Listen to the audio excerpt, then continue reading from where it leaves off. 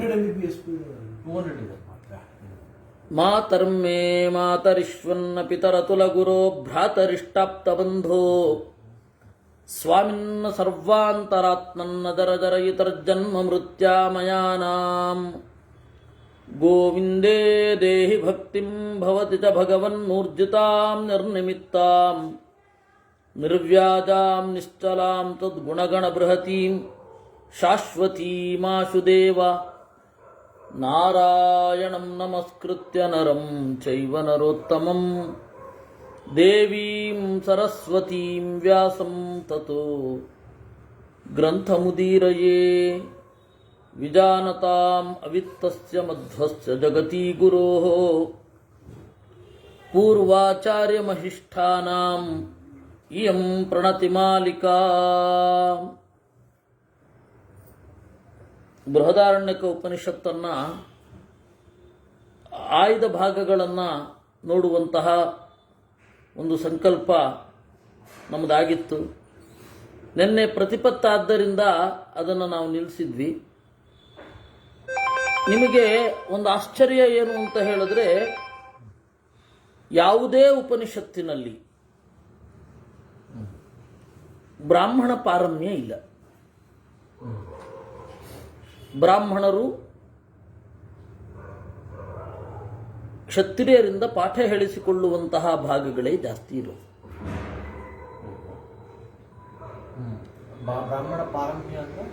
ಬ್ರಾಹ್ಮಣರ ಸುಪ್ರೀಮಸಿ. ಪಾರಮ್ಯ ಇಸ್ ಸುಪ್ರೀಮಸಿ. ಬ್ರಾಹ್ಮಣ ಪಾರಮ್ಯ ಎಲ್ಲಿಯೂ ಕೂಡ ಕಾಣಲ್ಲ ನಿಮಗೆ. ಕ್ಷತ್ರಿಯರಿಂದ ಪಾಠ ಹೇಳಿಸಿಕೊಳ್ಳುವ ಪರಿಸ್ಥಿತಿ ಇದೆ. ಅದಕ್ಕೆ ಅದು ಕ್ಷತ್ರಿಯರ ಸೃಷ್ಟಿ ಎಂದರು. ಇನ್ನೊಂದು ಓವರ್. ಸುನೀತಿ ಕುಮಾರ ಚಟ್ಟೋಪಾಧ್ಯಾಯ ಅಂತ ಹೇಳಿ ಬಂಗಾಳದ ಒಬ್ಬ ಥಿಂಕರ್, ಅವರು ಈ ಉಪನಿಷತ್ತೆಲ್ಲ ಕ್ಷತ್ರಿಯರು ಬರೆದದ್ದು ಬ್ರಾಹ್ಮಣರಿಗೆ ಬುದ್ಧಿ ಕಲಿಸ್ಲಿಕ್ಕೆ ಅಂತ. ಅಲ್ಲ, ಬ್ರಾಹ್ಮಣರಿಗೆ ಬುದ್ಧಿ ಕಲಿಸಿದ್ದಿದೆ, ಹಾಗಂತ ಹೇಳಿ ಬ್ರಾಹ್ಮಣರನ್ನ ಎಕ್ಸ್ಪ್ಲಾಯ್ಟ್ ಮಾಡಲಿಕ್ಕೆ ಹೊರಟದ್ದಲ್ಲ. ಅಂದರೆ ಎಲ್ಲಿ ಗುಣ ಇದೆಯೋ ಅಲ್ಲಿ ಪೂಜೆ ಅಷ್ಟೇ. ಎಲ್ಲಿ ಗುಣ ಇದೆಯೋ ಅಲ್ಲಿ ಪೂಜೆ, ಗುಣಕ್ಕೆ ತಕ್ಕಷ್ಟು ಪೂಜೆ ಅಷ್ಟೇ. ಇದೇ ಅಲ್ಲಿಯೂ ಇರುವಂಥದ್ದು. ಕ್ಷತ್ರಿಯರು ಅಂದರೆ ರಾಜರು. ಅದರಿಂದಾಗಿ ಬ್ರಾಹ್ಮಣ, ಕ್ಷತ್ರಿಯ, ವೈಶ್ಯ, ಶೂದ್ರ ಅದು ಒಂದು ಗ್ರಡೇಷನ್ ಏನಿದೆ, ಅದು ಮೊದಲು ಸ್ವಭಾವದ ಹಿನ್ನೆಲೆಯಲ್ಲೇ ಇತ್ತು. ಜಾತಿ ಅಂತ ಇರಲಿಲ್ಲ. ಅದು ಮಹಾಭಾರತಾದಿಗಳನ್ನು ಓದಿದವರಿಗೆ ಸ್ಪಷ್ಟ. ಇವಾಗ ನಾನು ಅದನ್ನು ಮುರಿಬೇಕು ಅಂತ ಹೇಳ್ತಾ ಇಲ್ಲ. ಇವತ್ತು ಗುಣಕ್ಕೆ ಬೆಲೆ ಕೊಟ್ಟುಕೊಂಡು ಸುಖವಾಗಿ ಬಾಳಬಹುದು. ಇರೋದು ಮೊದಲಿದ್ದದ್ದು ಹಾಗೆ. ಈ ಒಂದು ಹಿನ್ನೆಲೆಯಲ್ಲಿ ನಾವು ನೋಡಿದಾಗ ಕ್ಷತ್ರಿಯರಲ್ಲಿ ಅಗ್ರಗಣ್ಯರಾದವರು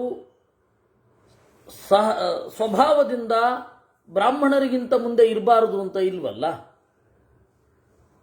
ಮುಂದೆ ಇದ್ದವರಿದ್ರು. ಈ ದೊಡ್ಡ ಹಿನ್ನೆಲೆಯಲ್ಲಿ ನಾವು ಈ ಉಪನಿಷತ್ತನ್ನು ನೋಡಬೇಕಾಗತ್ತೆ. ಇವನ ಹೆಸರು ದೃಪ್ತ ಬಾಲಾಕಿ ಅಂತ, ಜಂಬದ ಕೋಳಿ ಅಂತನಲ್ವೇ ನಾವು. ಬಾಲಾಕಿ ಅಂದ್ರೆ ಅವನ ಹೆಸರು. ಪ್ರಾಯ ಅವರಮ್ಮ ಬಲಾಕ ಅಂತ ಇರಬೇಕು. ಆ ಬಲಾಕ ಅನ್ನುವವಳ ಮಗ ಬಾಲಾಕಿ ಇರ್ತಾನೆ. ನಾವಿವತ್ತು ನಿಮ್ಮದು ಮೇಲ್ ಶೆವಿನಿಸಮ್, ತಂದೆಯ ಹೆಸರನ್ನು ಇಟ್ಕೋತೀರಾ, ತಾಯಿಯ ಹೆಸರನ್ನ ಯಾಕೆ ಇಟ್ಕೊಳ್ಳೋಲ್ಲ ಅಂತ. ಹಾಗೇನಿಲ್ಲ, ಅವತ್ತು ಎಲ್ಲನೂ ಇಟ್ಕೊಳ್ತಾ ಇದ್ರು. ಅಮ್ಮನ ಹೆಸರನ್ನು ಇಟ್ಟುಕೊಂಡು ಬಂದ ಮಕ್ಕಳಿಲ್ವಾ? ಪಾರ್ಥ ಅಂದ್ರೆ ಏನು ಮತ್ತೆ? ಪಾಂಡವ ಅಂತನೂ ಕೂಡ ಕರೀತಾ ಇದ್ರು. ತೀರಾ ಅಲ್ಲಿ ಅವತ್ತಿನದ್ದು ಈ ತರಹ ಎಲ್ಲ ಇರಲಿಲ್ಲಪ್ಪ. ಸಾಂಪ್ರದಾಯಿಕರು ಅರ್ಥ ಮಾಡ್ಕೊಳ್ಬೇಕು, ತೀರಾ ಮಾಡರ್ನ್ ಅವರು ಇಬ್ಬರೂ ಕೂಡ ಕಲಿಬೇಕಾದದ್ದು ಬಹಳ ಇದೆ. ತಾಯಿ ಹೆದರಿಟ್ಕೋತಾ ಇದ್ರು ಅವಾಗ, ಆ ಥರದ್ದೇನು ಪ್ರಾಬ್ಲಮ್ ಏನಿರಲಿಲ್ಲ.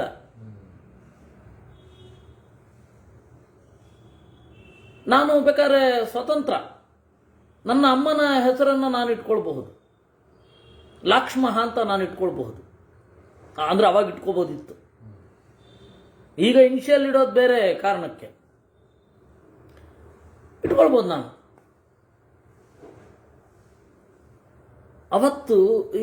ಇವತ್ತು ಇಟ್ಕೊಳ್ಬಹುದಿತ್ತು. ಇವತ್ತು ನಾವು ಆ ಥರ ಇಟ್ಕೊಳ್ಳಿಕ್ಕೆ ಸಾಧ್ಯ, ಅಮ್ಮನ ಹೆಸರನ್ನ ಇವತ್ತು ಇಟ್ಕೊಳ್ಳಿಕ್ಕೆ ಸಾಧ್ಯ ಇಲ್ಲ.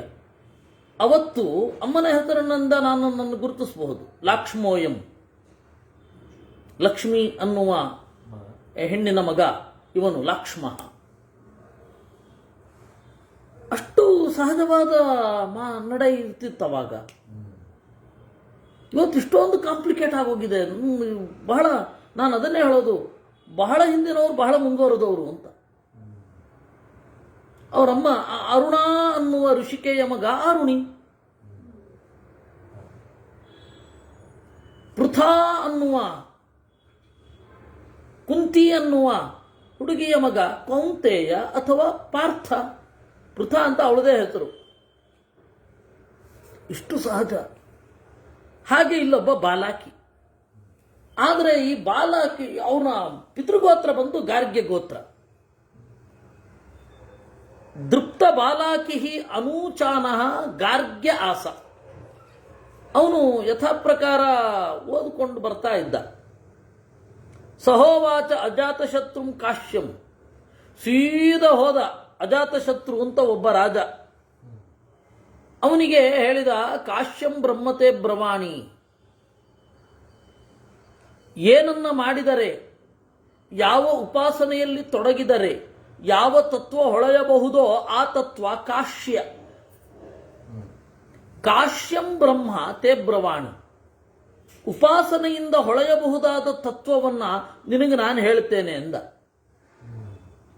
ಕಾಶ್ಯಂ ಬ್ರಹ್ಮತೆ ಬ್ರವಾಣಿ. ವಸ್ತುತಃ ಹಾಗಲ್ಲ. ನಾನು ಕೇಳಿಕೊಂಡು ಹೋದ್ರೆ ನೀನು ಹೇಳಬೇಕು, ನಾನೇ ಹೋಗಿ ಹೇಳ್ತೇನೆ ಅನ್ನೋದಲ್ಲ. ಅದು ಒಂದು ಪರತತ್ವದ ಬಗ್ಗೆ ಯಾರಿಗಿಷ್ಟ ಇಲ್ಲ ಅವ್ರಿಗೆ ಹೋಗಿ ಹೇಳೋದು ಅಲ್ಲ, ಯಾರು ತಿಳ್ಕೊಂಡಿರ್ತಾರೆ ಅವ್ರಿಗೆ ಹೇಳೋದು ಅಲ್ಲ. ಈಗಾಗಲೇ ಒಬ್ರು ತಿಳ್ಕೊಂಡಿರ್ತಾರೆ, ಅವ್ರಿಗೆ ಹೋಗಿ ಹೇಳೋದ್ರಲ್ಲಿ ಏನು ಅರ್ಥ ಇದೆ? ಅಥವಾ ಎದುರುಗಡೆ ಇರುವವರು ಏನು ಅಂತ ಖಾತ್ರಿಯಾಗದೆ ನಾವು ಹೇಳೋದಾದ್ರೂ ಏನು? ಎದುರುಗಡೆ ಇರುವವರು ಯಾವ ಎತ್ತರದವರು ಅಂತ ತಿಳಿದ ಮೇಲೆ ಹೇಳೋದು ಒಳ್ಳೆಯದು. ಈಗ ಉಪನ್ಯಾಸ ಮಾಡುವಾಗ ಎದುರುಗಡೆ ಇರುವವರೆಲ್ಲ ಮಕ್ಕಳು ಅಂತ ಹೇಳಿ ಚಿಂತಿಸಿ ನಾವು ಚಿಕ್ಕ ಮಕ್ಕಳಿಗೆ ಹೇಳ್ತೇವೆ, ಬಿಗಿನರ್ಸ್ಗೆ, ಓಪನರ್ಸ್ಗೆ ಹೇಳ್ತೇವೆ ಅಂತ ಹೇಳಿ ತೀರಾ ಬಾಲಿಶವಾದ ಸಂಗತಿಗಳನ್ನು ಹೇಳಿ ಬದುಕುವ ಬಗೆ. ಒಂದೆರಡು ನಿಮಿಷ. ಸ್ವಾಮಿ, ಹರೇ ಕೃಷ್ಣ.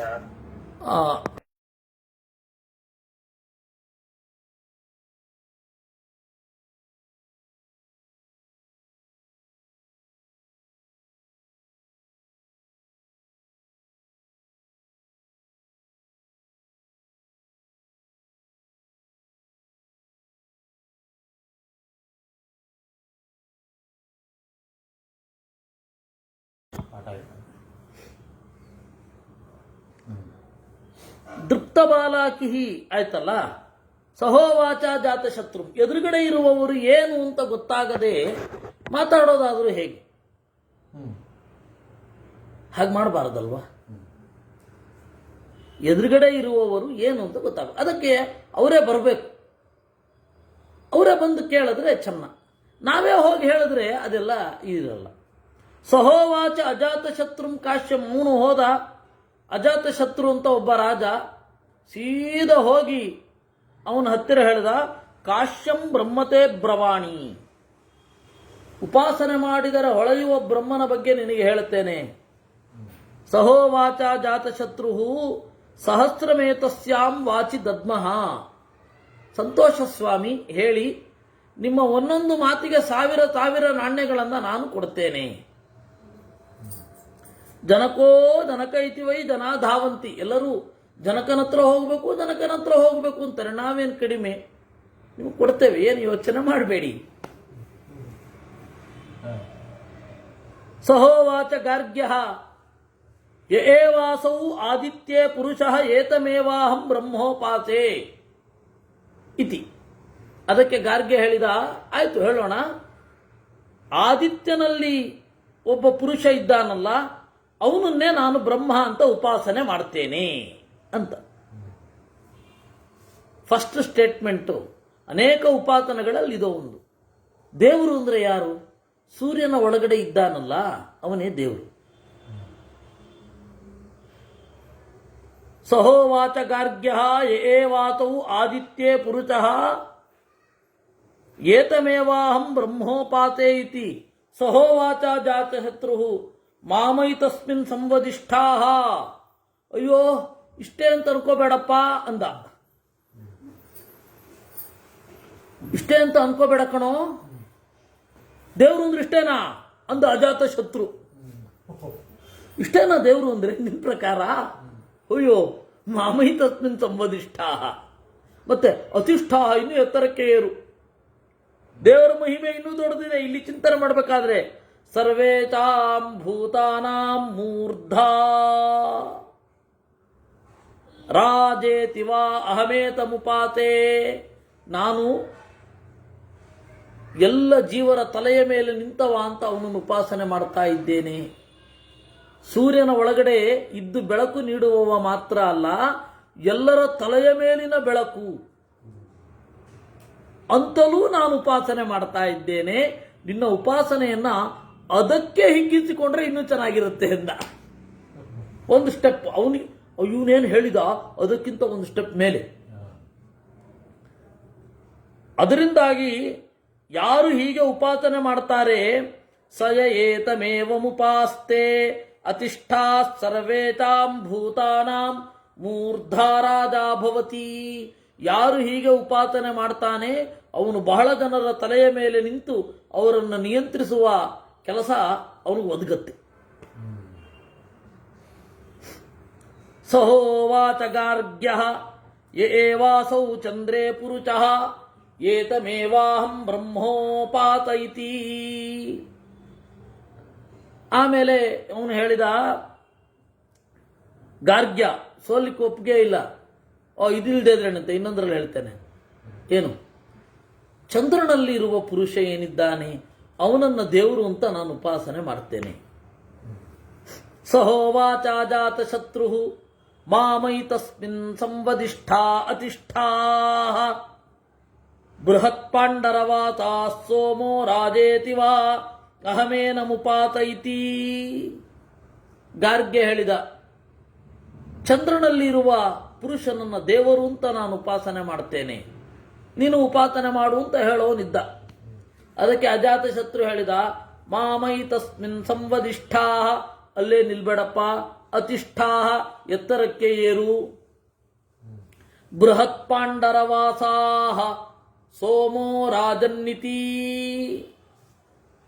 ಇಡೀ ಜಗದ ತುಂಬ ಬೆಳದಿಂಗಳೆಂಬ ಬಟ್ಟೆಯನ್ನು ಮುಚ್ಚಿದವ ಅಂತ ನಾನು ಅವನನ್ನು ಉಪಾಸನೆ ಮಾಡ್ತೇನೆ. ಇಡೀ ಜಗತ್ತಿಗೆ ಬೆಳಕಿನ ಸೀರೆಯನ್ನು ಉಡಿಸಿದವ. ಬೃಹತ್ ಪಾಂಡರವಾಸಾಹ, ಕೆಲವೊಂದು ಕಡೆ ಬೃಹನ್ ಪಾಂಡರವಾಸಾಹ ಅಂತ ಇದೆ. ಬೃಹತ್ ಪಾಂಡರವಾಸಾಹ ಸೋಮರಾಜನ್ ಸೋಮೋ ರಾಜೇತಿ ವಾ ಅಹಮೇನ ಮುಪಾಸೆ. ನಾನಂತೂ ಹೀಗೆ ಉಪಾಸನೆ ಮಾಡ್ತಾ ಇದ್ದೇನಪ್ಪ. ಹೀಗೆ ಉಪಾಸನೆ ಮಾಡೋದ್ರಿಂದ ಏನು ಪ್ರಯೋಜನ? ಏತಮೇವ ಮುಪಾಸ್ತೆ ಅಹರಹ ಸ್ತುತ ಪ್ರಸುತೋ ಭವತಿ ನಾಸ್ಯಾನ್ನಂ ವೈಕ್ಷೀಯತೆ. ಈ ರೀತಿ ಉಪಾಸನೆ ಮಾಡಿದರೆ ಎಲ್ಲದರಲ್ಲಿ ಅವನ ಪಾಲಿಗೆ ರಸ ಚಿಮ್ಮಿ ಬರ್ತದೆ. ಹೀಗೆ ಉಪಾಸನೆ ಮಾಡಿದರೆ ಬೆಳದಿಂಗಳ ಬಟ್ಟೆಯಲ್ಲಿ ಇಡೀ ಜಗತ್ತನ್ನು ಮುಚ್ಚಿದವ ಅಂತ ಉಪಾಸನೆ ಮಾಡಿದ್ರೆ ಸುತ ಪ್ರಸುತೋ ಭವತಿ. ಅಲ್ಲದೆ ನಾಸ್ಯ ಅನ್ನಂ ಕ್ಷೀಯತೆ, ಅವನ ಪ್ರಜ್ಞೆಗಾಗಲಿ ಅವನ ಹೊಟ್ಟೆಗಾಗಲಿ ಅನ್ನ ಕಡಿಮೆ ಆಗಲ್ಲ. ಅವನು ತಿಂದಷ್ಟು ಅನ್ನ, ಅವನು ತಿಳ್ಕೊಂಡಷ್ಟು ವಿಷಯ. ಊಟಕ್ಕೂ ಕೊರತೆ ಇಲ್ಲ, ಪಾಠಕ್ಕೂ ಕೊರತೆ ಇಲ್ಲ. ಈ ತರಹ ಉಪಾಸನೆ ಮಾಡ್ತಾ ಇದ್ದೇನೆ ನಾನು. ಹೀಗೆ ಉಪಾಸನೆ ಮಾಡಿದ್ರೆ ಈ ಫಲ ಸ್ವಲ್ಪ ಗೊತ್ತಾಗ್ಬೇಕಿತ್ತು ಅವನಿಗೆ. ಎರಡಿಂದ ಅದ್ರಂತೆ, ಇನ್ನೊಂದು ಹೇಳ್ತೀನಿ ಇಂದ.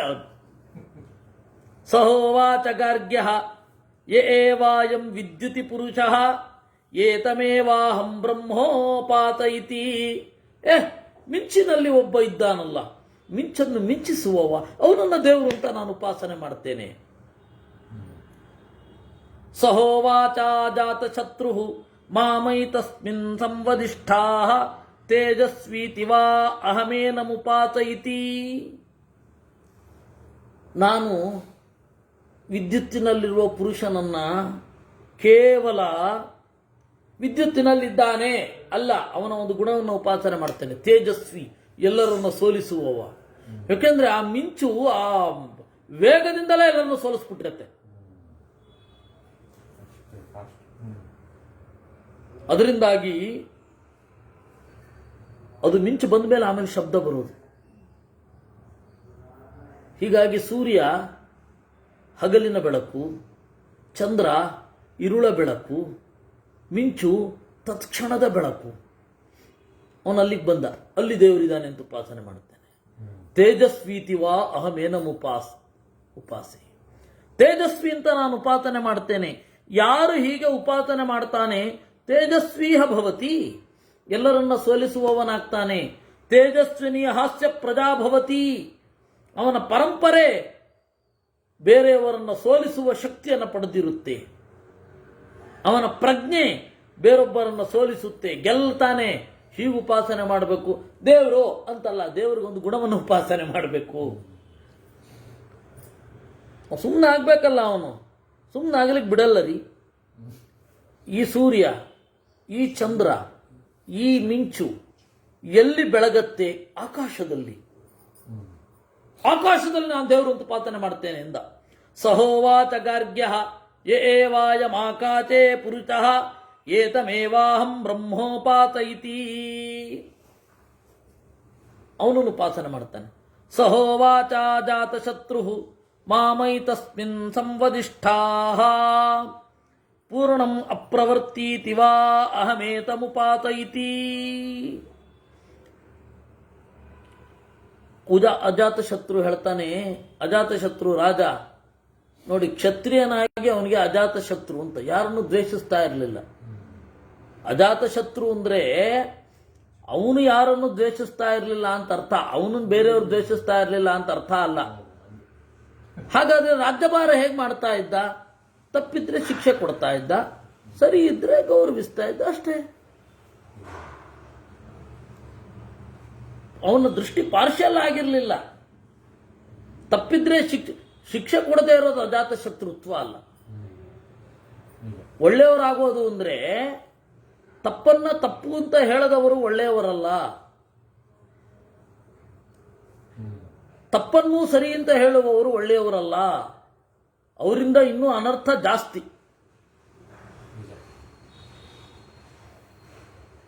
ಅದರಿಂದ ಹಾಗಲ್ಲ ಅದು.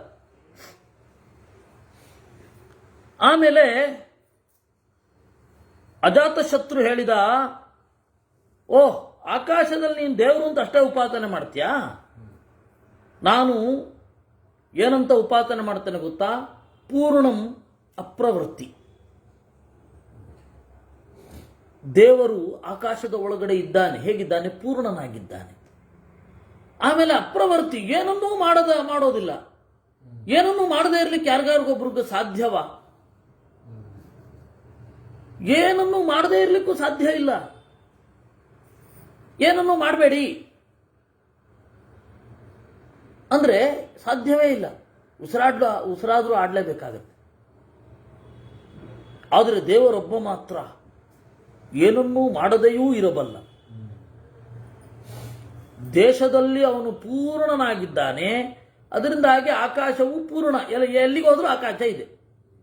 ಮೇಲಿಂದ ಕೆಳಗಿನ ತನಕ, ಆಚೆಯಿಂದ ಈಚೆಯ ತನಕ ಎಲ್ಲಿಗೆ ಹೋದ್ರೂ ಆಕಾಶ ಇದೆ. ಉದ್ದ ಅಗಲಗಳ ತುಂಬ ಇದೆ ಆಕಾಶ. ಯಾಕೆಂದ್ರೆ ಅದರೊಳಗಡೆ ಇರುವ ದೇವರು ಪೂರ್ಣನಾಗಿ ಇದ್ದಾನೆ. ಆಕಾಶವನ್ನು ನೀವೇನು ಮಾಡಲಿಕ್ಕಾಗಲ್ಲ. ಯಾಕೆ ಅಂದ್ರೆ ಅದರೊಳಗಡೆ ಇರುವ ದೇವರು ಅಪ್ರವರ್ತಿ, ಏನೂ ಮಾಡದೇ ಇರಬಲ್ಲ.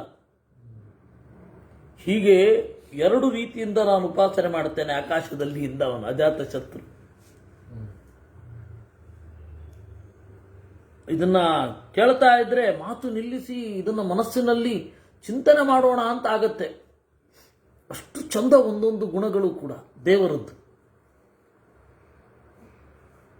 ಇದನ್ನ ನೋಡಿದಾಗ ದೇವರಲ್ಲಿ ಆ ಪ್ರೀತಿ ಮೂಡತ್ತಲ್ಲ, ಅದು ದೀರ್ಘಕಾಲ ಇರುವಂಥದ್ದು.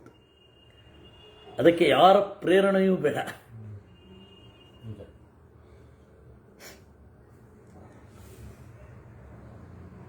ಸಯ ಏತಮೇವ ಮುಪಾಸ್ತೆ ಪ್ರಜಯಾ ಪಶುಭಿರ್ನಾಸ್ಯಾಸ್ಮಾಲ್ಲೋಕಾತ್ ಪ್ರಜಾ ಉದ್ವರ್ತತೆ.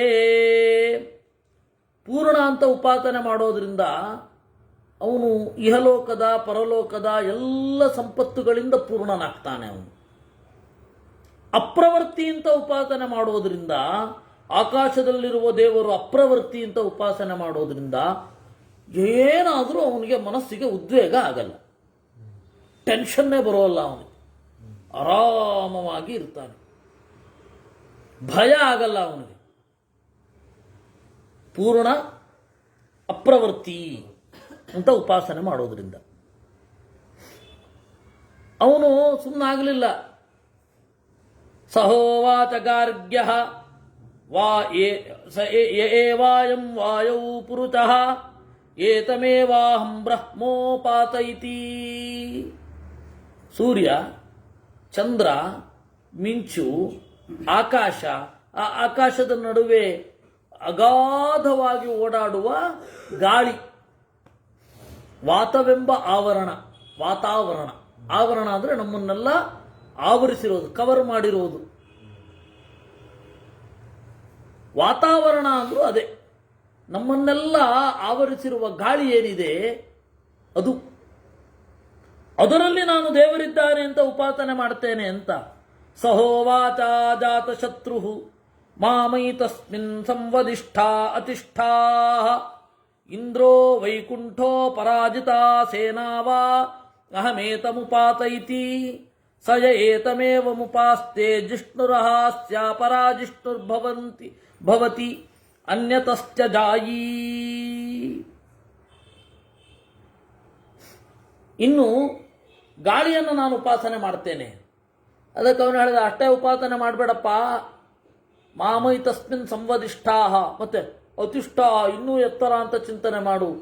ಪುರುಷನಲ್ಲಿ ಆ ಗಾಳಿಯಲ್ಲಿ ಒಬ್ಬ ಪುರುಷ ಇದ್ದಾನೆ, ಗಾಳಿಯಲ್ಲಿ ಒಬ್ಬ ಪುರುಷ ಇದ್ದಾನೆ ಅಂತ ಚಿಂತನೆ ಮಾಡೋದಕ್ಕಿಂತ ನೀನು ಏನಂತ ಚಿಂತನೆ ಮಾಡಬೇಕು ಗೊತ್ತಾ? ಜಿಷ್ಣು ಗೆಲ್ಲುವವ ಅಂತ ಚಿಂತನೆ ಮಾಡು. ಇಂದ್ರೋ ವೈಕುಂಠ ಅಂತ ಚಿಂತನೆ ಮಾಡು.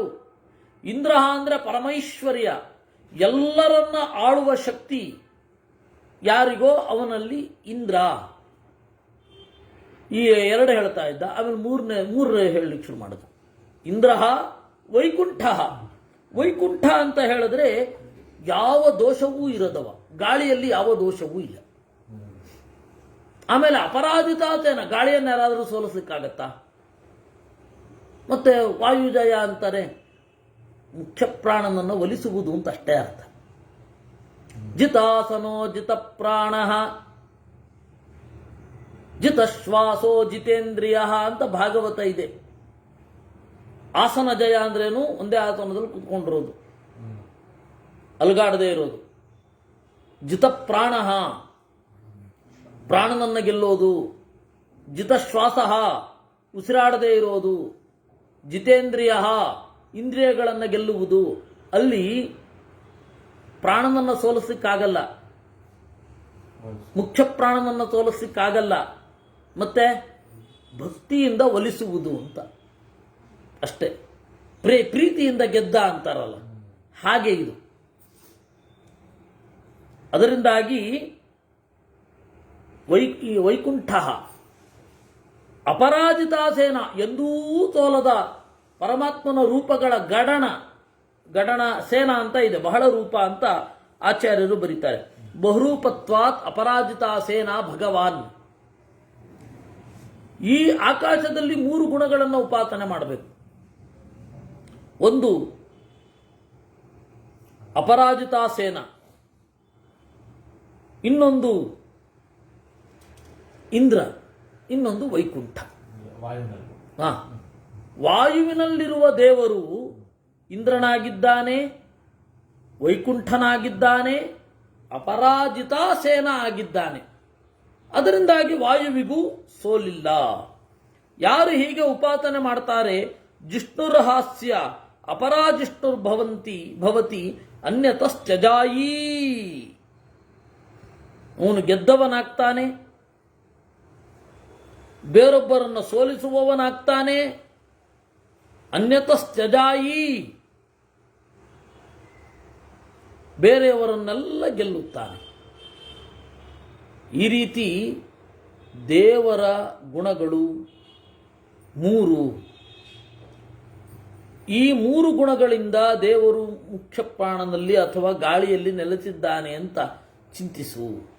ಕೇವಲ ಇದ್ದಾನೆ ದೇವರು ಅಂತ ಚಿಂತಿಸುವುದಕ್ಕಿಂತ ಹೀಗೆ ಚಿಂತಿಸು. ಸಹೋವಾಚ ಗಾರ್ಗ್ಯಃ ಏವಾಯಮಗ್ನೌ ಪುರುಷಃ ಏತಮೇವಾಹಂ ಬ್ರಹ್ಮೋಪಾತಯಿತಿ. ಗಾರ್ಗ್ಯ ಹೇಳಿದ, ನಾನು ಅಗ್ನಿಯಲ್ಲಿ ದೇವರು ಅಂತ ಚಿಂತನೆ ಮಾಡ್ತೇನೆ. ನೋಡಿ, ಗಾಳಿ ಆಯಿತು, ಆಕಾಶ ಆಯಿತು, ಗಾಳಿ ಆಯಿತು, ಅಗ್ನಿಯಲ್ಲಿ ಇರುವವನನ್ನ ದೇವರು ಅಂತ ಚಿಂತನೆ ಮಾಡ್ತೇನೆ. ಮಾಮೈ ತಸ್ಮಿನ್ ಸಂವದಿಷ್ಠಾ ಅತಿಷ್ಠಾ. ಅಜಾತಶತ್ರು ಹೇಳಿದ, ಅಷ್ಟಕ್ಕೆ ನಿಲ್ಬೇಡಪ್ಪ, ಅದಕ್ಕಿಂತಲೂ ಎತ್ತರಕ್ಕೆ ಬಾ. ಮತ್ತೆ ಏನಂತ ವಿಷಾಸಹಿ ರೀತಿವಾ ಅಹಮೇತಮುಪಾತೆ. ಅವನನ್ನು ಸಹಿಸಲಾಗುವುದಿಲ್ಲ, ತಡೆಯಲಾಗುವುದಿಲ್ಲ. ಬೆಂಕಿಯನ್ನು ತಡೆಯಲಿಕ್ಕಾಗತ್ತಾ? ಯಾರು ತಡಿಲಿಕ್ಕಾಗಲ್ಲ. ದಿಗ್ಗನೆ ಹಬ್ಬಿದರೆ ಯಾರು ತಡಿಲಿಕ್ಕಾಗತ್ತೆ ಬೆಂಕಿಯನ್ನ? ವಿಷಾಸಹಿ ಆಗಿ ಅಗ್ನಿಯಲ್ಲಿ ನೆಲೆಗೊಂಡಿದ್ದಾನೆ ದೇವರು. ಆದ್ದರಿಂದಾಗಿ ಅಗ್ನಿಯಲ್ಲಿರುವ ದೇವರನ್ನ ಈ ರೀತಿ ಉಪಾಸನೆ ಮಾಡು. ಯಾವ ರೀತಿ? ವಿಷಾಸಹಿ ಅಂತ. ಹಾಗೆ ಮಾಡಿದ್ರೆ ಏನಾಗತ್ತೆ? ಉಪಾಸನೆ ಮಾಡಿದ್ರೆ ಫಲ ಉಂಟು. ವಿಷಾಸಹಿರಹಾಸ್ಯ ಪ್ರಜಾ ಭವತಿ. ಅವನ ಪ್ರಜಾ ಅಂದ್ರೆ 2 ಅರ್ಥ, ಮಕ್ಕಳು ಅಂತ ಒಂದರ್ಥ. ಇನ್ನೊಂದು ಪ್ರಜಾ ಅಂದ್ರೆ ಚೆನ್ನಾಗಿ ತಿಳಿದ ಮಕ್ಕಳು ಅಥವಾ ಪ್ರಜ್ಞೆ. ಅದು ಅಸಹ್ಯವಾಗತ್ತೆ, ಅದನ್ನು ಯಾರೂ ಕೂಡ ತಡವಲಿಕ್ಕೆ ಆಗಲ್ಲ. ಈ ತರಹದ ಉಪಾಸನೆಯನ್ನ ಮಕ್ಕಳಲ್ಲಿ ಮೂಡಿಸಿದರೆ, ನಮ್ಮ ಮಕ್ಕಳಲ್ಲಿ, ಅವರು ಸೋಲದಂತೆ ಬೆಳೀತಾರೆ. ನಾವಿವತ್ತು ಮಕ್ಕಳನ್ನ ಮುದ್ದಿನಿಂದ ಹೇಗೆ ಬೆಳೆಸ್ತಾ ಇದ್ದೀವಿ ಅಂದ್ರೆ, ಅವರು ಒಂದು ಸಣ್ಣ ಕಷ್ಟ ಆದ್ರೆ ಹೊಟ್ಟೋಗ್ಬಿಡ್ಬೇಕು, ಹಂಗೆ ಬೆಳೆಸ್ತಾ ಇದ್ದೀವಿ. ಆದ್ರೆ ಬೆಳೆಸ್ಬೇಕಾದದ್ದು ಹೇಗೆ ಅಂತಂದ್ರೆ, ಅವರು ಸೋಲದಂತೆ ಗಟ್ಟಿ ಮಾಡಬೇಕು. ಯಾರು ಅಗ್ನಿಯನ್ನ ಹೀಗೆ ಉಪಾಸನೆ ಮಾಡ್ತಾನೆ, ಅವನು ಸೋಲದಂತೆ ಗಟ್ಟಿಯಾಗ್ತಾನೆ. ಸಹೋವಾಚ ಗಾರ್ಗ್ಯಃ ಏವಾಯಮಪ್ಸು ಪುರುಷ ಏತಮೇವಾಹಂ ಬ್ರಹ್ಮೋಪಾತಯಿತಿ. ಗಾರ್ಗ್ಯ ಹೇಳಿದ, ನಾನು ನೀರಿನಲ್ಲಿ ಇರುವವರನ್ನ ದೇವರು ಅಂತ ಚಿಂತನೆ ಮಾಡ್ತೇನೆ ಎಂದ. ಆಗ ಸಹೋವಾಚ ಜಾತಶತ್ರು ಮಾಮೈ ತಸ್ಮಿನ್ ಸಂವದಿಷ್ಠಾ ಅತಿಷ್ಠಾ ಪ್ರತಿರೂಪಯಿತಿ ವಾ ಅಹಮೇನಮುಪಾತಯಿತಿ. ಅದಕ್ಕೆ ಅವನು ಹೇಳಿದ, ನೀರಿನಲ್ಲಿರುವ ದೇವರನ್ನ ಪ್ರತಿರೂಪ ಅಂತ ಚಿಂತನೆ ಮಾಡಪ್ಪ. ಎಲ್ಲರನ್ನ ಮೂಡಿಸುವವ, ಎಲ್ಲರಿಗೂ ಕೂಡ ಮೂಲ ರೂಪನಾಗಿ ನಿಂತು ತನ್ನಂತೆ ಅವರನ್ನು ರೂಪಿಸಿದವ, ಅವನು ಪ್ರತಿರೂಪ. ನನ್ನನ್ನ ಕುರಿತು ರೂಪವನ್ನ ಉಂಟು ಮಾಡುವವ, ಆಗ ಪ್ರತಿರೂಪ ಅಂತ. ಪ್ರತಿರೂಪ, ಅದರಿಂದಾಗಿ ನಾವು ನೀರಲ್ಲಿ ಬಗ್ಗೆ ನೋಡಿದಾಗ ನಮ್ಮ ಪ್ರತಿಬಿಂಬ ಕಾಣುತ್ತೆ. ದೇವರು ಪ್ರತಿರೂಪನಾಗಿ ನೀರಿನಲ್ಲಿ ಇರೋದ್ರಿಂದ ನೀರಿಗೆ ಆ ಗುಣ. ಇದು ಹೇಗಿದೆ? ಪ್ರತಿಯೊಂದು ಪಂಚಭೂತಗಳಲ್ಲಿ ಇರುವ ಗುಣಗಳಿಗೆ ಏನು ಕಾರಣ ಅಂದ್ರೆ ದೇವ್ರ ಗುಣ ಕಾರಣ ಅಂತ. ಹೀಗಲ್ವಾ ಉಪಾಸನೆ ಮಾಡಬೇಕಾದದ್ದು? ಹೀಗೆ ಉಪಾಸನೆ ಮಾಡೋದ್ರಿಂದ ಏನು ಪ್ರಯೋಜನ? ಸಯ ಏವಮುಪಾಸ್ತೆ ಪ್ರತಿರೂಪಂ ಹೈವೇ ನಮುಪಗಚ್ಚತಿ ನಾ ಪ್ರತಿರೂಪಮಥೋ ಪ್ರತಿರೂಪೋಸ್ಮಾಜ್ಜಾಯತೆ. ಅವನು ಹೇಗಿರ್ತಾನೋ ಅವನಂತೆ ಮಕ್ಕಳು ಹುಟ್ಟುತ್ತಾರೆ. ಆ ತರಹದ ಮಕ್ಕಳು ಸಿಗೋದು ಕಷ್ಟ. ನಮ್ಮಲ್ಲೊಂದು ತಮಾಷೆ ಉಂಟು, ಪಂಡಿತ ಪುತ್ರ ಅಂತ. ಪಂಡಿತಸ್ಯ ಕೇವಲಂ ಪುತ್ರ. ಅಯ್ಯೋ, ಪಂಡಿತನ ಮಗ ಅಷ್ಟೇ, ಅವನು ಪಂಡಿತ ಅಲ್ಲ ಅಂತ. ದಡ್ಡ. ನಾರಾಯಣ ಪಂಡಿತಾಚಾರ್ಯ ಭಾಗ್ಯ ಏನಿತ್ತೋ ನಮ್ಗೆ ಗೊತ್ತಿಲ್ಲ. ತ್ರಿವಿಕ್ರಮ ಪಂಡಿತಾಚಾರ್ಯ ಭಾಗ್ಯ ದೊಡ್ಡದಿತ್ತು. ಯಾಕೆಂದ್ರೆ ತಮ್ಮಂತೆ ಇರುವ ಮಗ ಹುಟ್ಟಿದ. ಸುಬ್ರಹ್ಮಣ್ಯ ಪಂಡಿತರಿಗೂ ಆ ಭಾಗ್ಯ ಇತ್ತು, ತಮ್ಮಂತೆ ಇರುವಂತಹ ಒಬ್ಬ ಮಗ ಹುಟ್ಟಿದ. ಅದರಿಂದಾಗಿ ನಮ್ಮಂತೆ ಇರುವಂತಹ ಒಬ್ಬ ಮಗ ಬೇಕೇ. ನೀರಿನ ಒಳಗಡೆ ಇರುವ ದೇವರ ರೂಪ ಪ್ರತಿರೂಪ ಅಂತ ಚಿಂತಿಸಬೇಕು ಅಂದ್ರೆ ಅದೊಂದೇ ಚಿಂತಿಸ್ಲಿಕ್ಕಾಗಲ್ಲ. ಉಪನಿಷತ್ ಪಾರಾಯಣ ಮಾಡ್ತಾ ಇರಿ ಅಂತ ಅಷ್ಟೇ ಅರ್ಥ. ಈಗ ಏನಾಗತ್ತೆ, ಈ ಕಥೆ ಕೇಳಿದ್ರೆ ನಿಮಗೆ ಬೆಳಗ್ಗೆ ಸಂಜೆ ಕೇಳಿದ್ರೆ ಒಳ್ಳೇದಾಗತ್ತೆ ಅಂದ್ರೆ ಪಾರಾಯಣ ಮಾಡ್ತಾ ಇರಿ, ಆವೃತ್ತಿಯಲ್ಲಿ ಬರ್ತಾ ಇರುತ್ತೆ, ಅದದೇ ವಿಷಯ, ಅದದೇ ಕಥೆ ಬರ್ತಾ ಇರುತ್ತೆ ಅಂತ ಅಲ್ವಾ? ಹಾಗೆ ಉಪನಿಷತ್ತನ್ನ ಹಾಗೆ ಚಿಂತಿಸ್ತಾ ಇರಿ. ಎಷ್ಟು ಸೊಗಸಾಗಿದೆ ಉಪನಿಷತ್ತು. ಪಂಚಭೂತಗಳ ಗುಣಗಳನ್ನ ಚಿಂತಿಸಿ, ಪಂಚಭೂತಗಳ ಒಳಗಡೆ ಇರುವ ದೇವರ ಗುಣಗಳನ್ನು ಚಿಂತಿಸಿ. ಪಂಚಭೂತಗಳ ಗುಣ ಪ್ರಧಾನವಾಗಿ ಏನು ಕಾಣುತ್ತೆ, ಹಾಗಾದ್ರೆ ಇಷ್ಟೇನ ಉಪಾಸನೆ? ಇಲ್ಲ, ಇದಕ್ಕೂ ಮೀರಿ ಮಾಡಬಹುದು. ಇಲ್ಲಿ ಹೇಳಿದ್ದಿಷ್ಟು. ನೀರಿನಲ್ಲಿ ಅಷ್ಟೇ ಗುಣನ ಇರೋದು, ಬೇರೆ ಎಲ್ಲ ಇಲ್ವಾ? ಬೇರೆ ಇದೆ. ಇಲ್ಲಿ ಈ ಪ್ರಸಂಗದಲ್ಲಿ ಏನು ತೋರ್ತಾ ಇದೆ ಅದಂತೂ ಹೀಗಿದೆ. ಆಮೇಲೆ ಅವನೇನು ಮಾಡಿದ, ಮುಂದೆ ಹೋದ. ನೀವು ನೆಕ್ಸ್ಟ್ ಭೂಮಿಗೆ ಬರ್ತಾನೆ ಅಂತ ಅನ್ಕೊಂಡಿದ್ದೀರಾ, ಅವನು ಭೂಮಿಗೆ ಬರಲ್ಲ. ಸಹೋವಾಚ ಗಾರ್ಗ್ಯ ಏವಾಯಮಾದರತೆ ಪುರುಷಃ ಏತಮೇವಾಹಂ ಬ್ರಹ್ಮೋಪಾತ ಇತಿ. ನಾನು ಕನ್ನಡಿಯಲ್ಲಿ ನೋಡಿದಾಗ ಅಲ್ಲಿ ಒಬ್ಬ ಕಾಣ್ತಾನೆ. ಆ ಕಾಣಿಸಲಿಕ್ಕೆ ಅದು ಪ್ರತಿಬಿಂಬ ಮಾತ್ರ. ನಾನು ಬಿಂಬ ಆದರೆ ಅವನು ಪ್ರತಿಬಿಂಬ ಮಾತ್ರ. ಆ ಮೂಡಿಸಲಿಕ್ಕೆ ಕನ್ನಡಿಯಲ್ಲಿ ಒಂದು ಶಕ್ತಿ ಇರಬೇಕು. ಆ ಸಮಂತಾತ್ ದರ್ಶಯತಿ, ಒಡಿಯಿಂದ ಮುಡಿಯವರೆಗೂ ನಿಮ್ಮನ್ನ ಯಾವುದು ತೋರಿಸುತ್ತೋ ಅದು ಕನ್ನಡಿ. ಆ ದರ್ಶ, ಆ ಆದರ್ಶದಲ್ಲಿ ದೇವರಿದ್ದಾನೆ ಅಂತ ನಾನು ಚಿಂತಿಸುತ್ತೇನೆ. ಅದಕ್ಕೆ ಅವನು ಹೇಳಿದ, ಮಾಮೈ ತಸ್ಮಿನ್ ಸಹೋವಾಚ ಜಾತ ಶತ್ರು ಮಾಮೈ ತಸ್ಮಿನ್ ಸಂವದಿಷ್ಠಾ ಅತಿಷ್ಠಾ ರೋಚಿಷ್ಣುರಿತಿ ವಾ ಅಹಮೇತಮುಪಾತ ಇತಿ. ಬೆಳಗುವವ ಅಂತ ಚಿಂತಿಸ್ತೇನೆ. ಯಾಕೆಂದ್ರೆ ಕನ್ನಡಿ ಬೆಳಗದಿದ್ದರೆ ನಾವು ಅದರಲ್ಲಿ ಕಾಣೋದಿಲ್ಲ. ನಮ್ಮ ಕಣ್ಣು ಬೆಳಗದಿದ್ದರೆ ನಾವು ಕಾಣುವುದಿಲ್ಲ. ಆ ಕನ್ನಡಿಯಲ್ಲಿ ನಮ್ಮ ಕಣ್ಣಿನ ಬೆಳಕು ಬಿದ್ದಾಗಲೂ ಕೂಡ ಅದರಿಂದ ಆಚೆ ಹೋಗಲ್ಲ. ಕಣ್ಣಿನ ಪ್ರತಿಫಲನ ವಾಪಸ್ ಬರುತ್ತೆ ಕನ್ನಡಿಯಲ್ಲಿ ಇದ್ದು. ಅದರಿಂದಾಗಿ ಈ ತರಹದ ಬೆಳಗುವವ ಅಂತ ಚಿಂತನೆ ಮಾಡುತ್ತೇನೆ ನಾನು. ರೋಚಿಷ್ಣುರಿತಿ ವಾ ಅಹಮೇತಮುಪಾತೆ.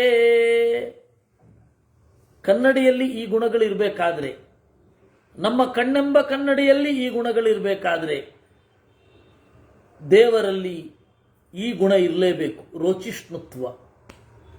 ನಾನು ಹಾಗುಪಾಸನೆ ಮಾಡ್ತೇನಪ್ಪ. ಹಾಗುಪಾಸನೆ ಮಾಡಿದ್ರೆ ಏನು ಪ್ರಯೋಜನ? ರೋಚಿಷ್ಣುರಹಾಸ್ಯ ಪ್ರಜಾಭವತಿ ಅಥೋ ಯೈಸ್ಸನ್ನಿಗಚ್ಚತಿ ಸರ್ವಾನ್ ಸ್ಥಾನ್ ಅತಿರೋಚತೆ. ಹೀಗೆ ಉಪಾಸನೆ ಮಾಡ್ತಾ ಇದ್ರೆ ಏನಾಗತ್ತೆ, ಯಾರ ಬಳಿ ಯಾವ ಗುಣಗಳನ್ನು ಬಯಸಿ ಹೋಗ್ತಾನೆ ಆ ಗುಣಗಳಿಂದ ಅವರನ್ನೇ ಮೀರುವಂತೆ ಆಗ್ತಾನೆ. ಸ್ವರೂಪತಃ ಯೋಗ್ಯತೆ ಅದೊಂದು ಅಡ್ಡ ಇಲ್ಲದಿದ್ದರೆ, ಇವಾಗ ಯಾರೋ ಒಬ್ಬ ಗುರುಗಳಲ್ಲಿ ಹೋಗ್ತಾನೆ, ಇವನು ಅವರನ್ನ ಉಪಾಸನೆ ಮಾಡ್ತಾ ರೋಚಿಷ್ಣು ಅಂತಂದರೆ ಅವರು ಇವನಿಗಿಂತ ಸ್ವರೂಪ ಯೋಗ್ಯತೆಯಲ್ಲಿ ಕಡಿಮೆ ಇದ್ದರೆ ಅವರ ಕಾಲದ ಪಕ್ವತೆಯನ್ನು ಮೀರಿ ಇವನು ಹೊಳೆದು ಬಿಡ್ತಾನೆ. ಸ್ವರೂಪ ಯೋಗ್ಯತೆಯಲ್ಲಿ ದೊಡ್ಡವರಾಗಿರಬಾರ್ದಷ್ಟೇ. ಯಾಕೆಂದ್ರೆ ಏನೇ ಆಗಲಿ ಕಾಲದ ಪಕ್ವತೆ ಅಂತ ಒಂದಿರುತ್ತೆ. ಇದೆಲ್ಲ ಆಗಲೂ ಓದಿರಬಹುದು ಚಿಕ್ಕಂದಿನಲ್ಲಿ, ಆದರೆ ಅದು ಪಕ್ವವಾಗಿ ಹೊಳೆಯೋದು ಮಾಗಿದಾಗ. ಅದರಿಂದಾಗಿ ವಯಸ್ಸು ಒಂದು ಕಾರಣವೇ. ತಿಳುವಳಿಕೆಗೆ, ಅನುಭವಕ್ಕೆ, ಪ್ರತಿಭೆಗೆ ವಯಸ್ಸು ಕಾರಣವೇ. ಸ್ವಲ್ಪ ವಯಸ್ಸಾದ್ಮೇಲೆ ನೆನಪಿನ ಶಕ್ತಿ ಎಲ್ಲ ಹೋಗುತ್ತೆ. ನೆನಪಿನ ಶಕ್ತಿ ಹೋಗುತ್ತೆ, ಅದು ಸಹಜ. ಆದರೆ ಆ ಹೊಳೆಯಬೇಕಾದ ವಯಸ್ಸು ಅದು ಹೊಳೆಯುತ್ತೆ. ಇವನು ಯಾರ ಹತ್ರ ಹೋಗ್ತಾನೆ ಅವರನ್ನು ಮೀರ್ತಾನೆ. ಯೈಹಿ ಸನ್ನಿಗಚ್ಚತಿ ಸರ್ವಾನ್ ಸ್ಥಾನಪಿ ರೋಚತೆ. ಯಾರ ಗುಣಗಳಿಂದ ಆಕೃಷ್ಟನಾಗಿ ಹೋಗಿರ್ತಾನೆ ಅವರನ್ನೆಲ್ಲರನ್ನೂ ಮೀರ್ತಾನೆ. ಸರ್ವಾನ್ ಸ್ಥಾನ್ ಅತಿರೋಚತಿ.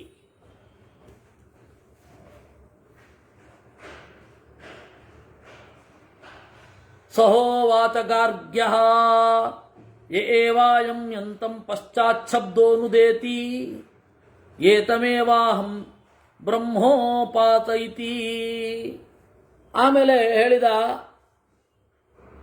ಗಾರ್ಗ್ಯ, ಶಬ್ದದಲ್ಲಿ ಬ್ರಹ್ಮನನ್ನು ಉಪಾಸನೆ ಮಾಡ್ತೇನೆ. ಪ್ರತಿಯೊಂದು ವಸ್ತುಗಳಿಗಿಂತ ಇರುವಂತಹ ವಿಶಿಷ್ಟವಾದ ಒಂದು ಗುಣ ಶಬ್ದದಲ್ಲಿ ಇದೆ. ವಸ್ತುವಿನಿಂದ ಹುಟ್ಟತ್ತೆ, ಆದರೆ ಅದಕ್ಕೊಂದು ಕಾಂಕ್ರೀಟ್ ಫಾರ್ಮ್ ಇರಲ್ಲ. ಈಗ ಮಣ್ಣಿನಿಂದ ಹುಟ್ಟುವ ಮಡಿಕೆ ಇದೆ, ಅದಕ್ಕೊಂದು concrete form and it is visible. Though it is audible, sound is audible, ಆದರೆ it is not visible.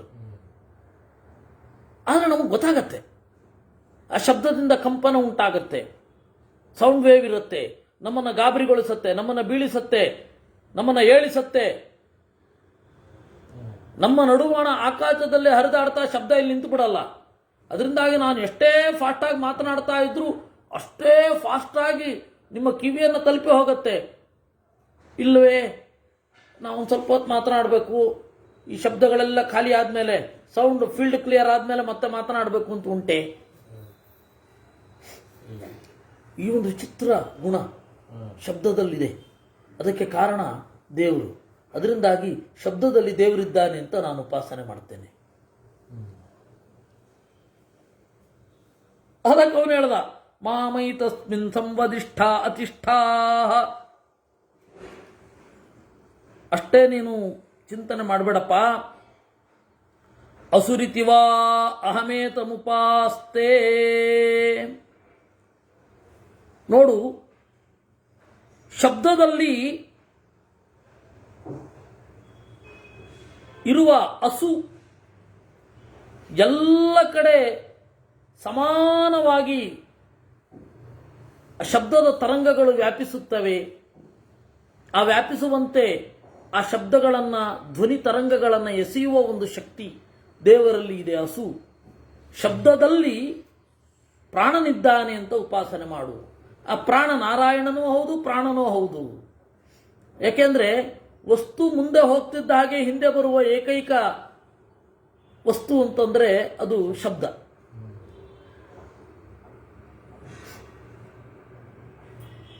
Car ಹೋಗ್ತಾ ಇರುತ್ತೆ, ಒಂದು ಸ್ವಲ್ಪ ದೂರ ತನಕ ಶಬ್ದ ವಾಪಸ್ ಬರ್ತಾ ಇರುತ್ತೆ. ಎಲ್ಲ ಕಡೆಗೆ ಸಮಾನವಾಗಿ ಹರಡಿಕೊಳ್ಳುವಂತಹ ಆ ಗುಣವನ್ನು ಕೊಟ್ಟ ದೇವರು ಹಸು. ಅಂತಹ ದೇವರು ಅಲ್ಲಿದ್ದಾನೆ. ಆದ್ದರಿಂದ ಅಸುಹೂ ಇತಿ ಅಹಮೇತಮುಪಾಸ್ಯೆ. ಹಾಗೆ ಉಪಾಸನೆ ಮಾಡೋದ್ರಿಂದ ಏನು ಫಲ? ಸಯ ಏತಮೇವಮುಪಾಸ್ತೆ ಸರ್ವಂ ಹೈವಾಸ್ಮಿನ್ ಲೋಕೆ ಆಯುರೇತಿ ನೈನಂ ಪುರಾ ಕಾಲಾತ್ ಪ್ರಾಣೋ ದಹಾತಿ. ಈ ತರಹ ಉಪಾಸನೆ ಮಾಡಿದ್ರೆ ಅಕಾಲದಲ್ಲಿ ಮೃತ್ಯು ಬರಲ್ಲ. ವಯಸ್ಸು ಮಾಗಿ ಹೋದರೆ ಅದೊಂಥರ ದುಃಖ ಇರಲ್ಲ. ವಯಸ್ಸು ಮಾಗದೆ ತೀರಾ ಚಿಕ್ಕ ಪುಟ್ಟ ಇನ್ನೂ ಜಗತ್ತನ್ನ ನೋಡುವ ಮೊದಲೇನೆ ಕಣ್ಣು ಮುಚ್ಚುವುದು ಎಷ್ಟು ಇದೆ, ಹಾಗಿಲ್ಲ. ನಮ್ಮ ತಟ್ಟಿಯವರ ಪ್ರಶ್ನೆ ಇಲ್ಲಿ ತಾರತಮ್ಯದ ಬೇರೆ ಆಯಾಮ ಹೇಳ್ತಾ ಇದ್ದಾರಾ ಅಂತ. ಇಲ್ಲ ಇಲ್ಲ, ಯಾವ ಯಾವ ವಸ್ತುಗಳಲ್ಲಿ ನೆಲೆಗೊಂಡು ದೇವರು ಯಾವ ಯಾವ ಗುಣಗಳನ್ನು ಕೊಟ್ಟಿದ್ದಾನೆ ಅದಕ್ಕೆ ಮೂಲಭೂತವಾದ ದೇವರ ಗುಣ ಯಾವುದು ಅಂತ ಅಷ್ಟೇ ಇಲ್ಲಿ ಹೇಳ್ತಾ ಇರೋದು. ಈ ಒಂದು ಚಿಂತನೆಗೊಂದು ಮಿತಿ ಉಂಟು.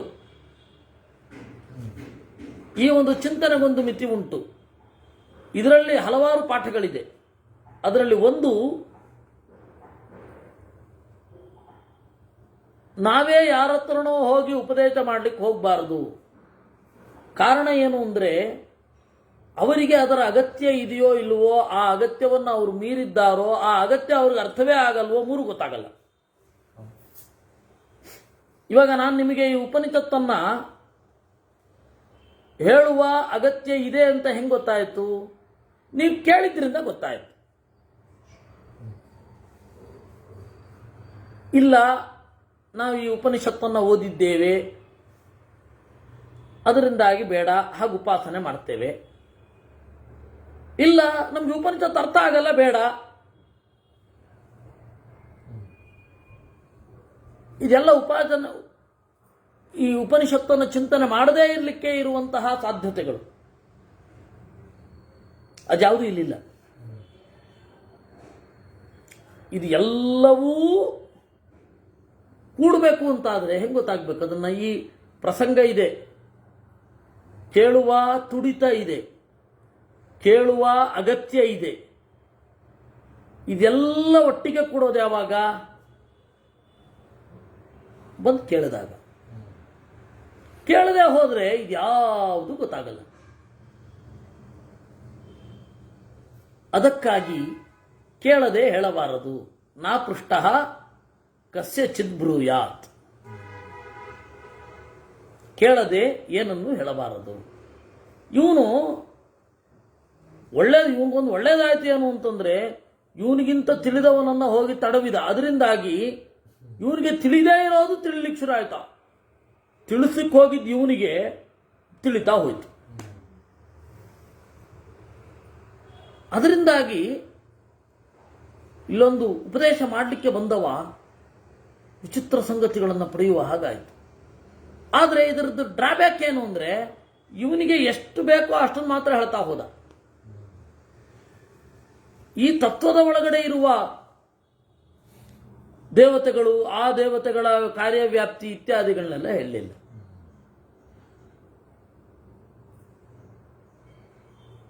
ನೀನೇನು ಹೇಳ್ತಾ ಇದೆಯಲ್ಲ ಅದಕ್ಕಿಂತ ಈ ರೀತಿ ಅವನ ಅಪ್ಗ್ರೇಡೇಷನ್ ಆಯಿತು. ಆದರೆ ಓವರ್ ಆಲ್ ದೇವರ ಗುಣಗಳು ಎಷ್ಟು ಹರಿದ ಬರಬಹುದೋ ಅಷ್ಟು ಬರಲಿಲ್ಲ. ಅದರಿಂದಾಗಿ ಇದನ್ನೆಲ್ಲ ಯೋಚನೆ ಮಾಡಿ ನಾವು ಇಲ್ಲಿಂದ ಕಲಿಯಬೇಕಾದ ಪಾಠ ಇದು. ಅದರಿಂದಾಗಿ ತಾರತಮ್ಯದ ಆಯಾಮಗಳನ್ನು ಹೇಳಲಿಕ್ಕೆ ಹೊರಡಲಿಲ್ಲ. ಹಾಗಾದ್ರೆ ಇದನ್ನು ಯಾಕೆ ಓದಬೇಕು ಅಂದರೆ, ದೇವರ ಬಿಂಬ, ಜಗತ್ತಿನ ಎಲ್ಲ ತರಹದ ವಸ್ತುಗಳ ಪ್ರತಿಬಿಂಬ, ಮೂಲ ಕಾರಣ. ಜಗತ್ತಿನಲ್ಲಿ ಯಾವುದ್ಯಾವುದು ಗುಣಗಳಿದೆ ಅದೆಲ್ಲವೂ ಕೂಡ ಇಲ್ಲಿದೆ ಅಂತ. ಅದೆಲ್ಲವನ್ನು ಇದನ್ನ ಒಳಗೊಂಡಿದೆ. ಆಮೇಲೆ ಪಂಚಭೂತಗಳಲ್ಲಿ ದೇವರು ಹೇಗಿದ್ದಾನೆ ಅಂತ ತಿಳ್ಕೊಳ್ಬೇಕಲ್ಲ. ಅದಕ್ಕಾಗಿ ಈ ಚಿಂತನೆಯನ್ನ ನಾವು ಮಾಡಬೇಕಾಗತ್ತೆ. ಸಹೋವಾಚ ಜಾತ ಶತ್ರು. ಅದರಿಂದಾಗಿ ಇಲ್ಲಿ ಉಪಾಸನೆ ಮಾಡಿದ್ರೆ ಶಬ್ದದ ಒಳಗಡೆ ಇರುವ ದೇವರು ಅಸು, ಪ್ರಾಣ ಅಂತ ಚಿಂತನೆ ಮಾಡಿದರೆ ನಮಗೆ ಆಗುವ ಲಾಭ ಏನು? ಚಿಕ್ಕ ವಯಸ್ಸಿನಲ್ಲಿ ಸಾಯುವುದಿಲ್ಲ, ವಯಸ್ಸು ಮಾಗಿದ ಮೇಲೆ ಸಾಯ್ತಾರೆ. ಇದು ಇರುವಂಥದ್ದು. ಇನ್ನೊಂದು ಉಪಾಸನೆಯನ್ನು ಹೇಳಿ ನಮ್ಮ ಚಿಂತನೆಯನ್ನು ಕೊನೆ ಮಾಡಬೇಕಾಗತ್ತೆ. ಸಹೋವಾಚ ಗಾರ್ಗ್ಯ ಏವಾಯಂ ದಿಕ್ಷು ಪುರುಷಃ ಏತಮೇವಾಹಂ ಬ್ರಹ್ಮೋಪಾತ ಇತಿ ಅವನು ಹೇಳಿದ ದಿಕ್ಕುಗಳಲ್ಲಿ ದೇವರಿದ್ದಾನೆ ಅಂತ ಉಪಾಸನೆ ಮಾಡ್ತೇನೆ. ಸಹೋವಾಚ ಜಾತ ಶತ್ರು ಮಾಮೈ ತಸ್ಮಿನ್ ಸಂವದಿಷ್ಠಾ ದ್ವಿತೀಯೋ ನಪಗ ಇತಿ.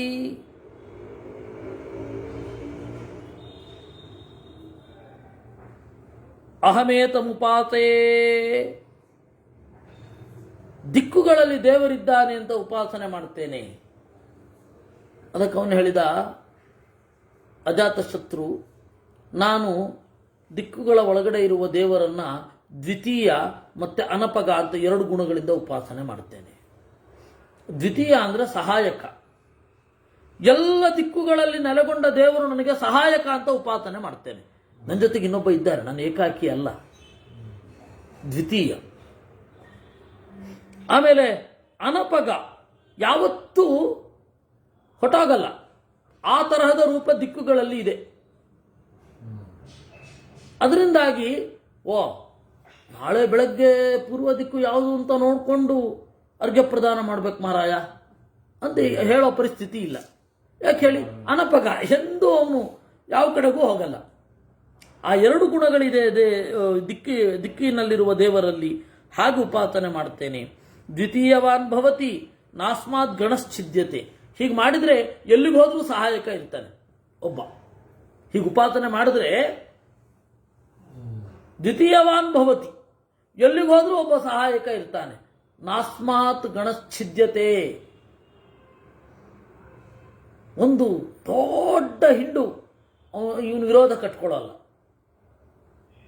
ದೊಡ್ಡ ಗುಂಪು ಇವನನ್ನ ವಿರೋಧ ಮಾಡಲ್ಲ. ಹಾಗಿರ್ತಾನೆ ಅಂತ ಈ ಒಂದು ಚಿಂತನೆ 11 ಆಯ್ತು. ಇನ್ನು ಮುಂದೆ ಏವಾಯಂ ಛಾಯಾಮಯ ಪುರುಷಃ, ನೆರಳಿನಲ್ಲಿರುವಂತಹ ದೇವರು. ಬೆಳಕಾಯ್ತು, ಇನ್ನು ಕತ್ತಲೆಗೆ ಬರ್ತಾನೆ. ಅದನ್ನ ನಾಳೆ ನೋಡೋಣ. ನಾಳೆ 9ರಿಂದ 10 ಅಲ್ಲಲ್ಲ, ಅದೇ ಅಲ್ಲ 9:15 10:15 ಮಾಡುವ. 11ಕ್ಕೆ ಕುಮುದಮ್ಮನ ಮನೆಯಲ್ಲಿ ವಿಷ್ಣು ಪುರಾಣ ಆಗತ್ತೆ. ಸಾಕು ಕೃಷ್ಣ. ಇಲ್ಲಿ 9:15 10:15. ಕೃಷ್ಣಾರ್ಪಣ.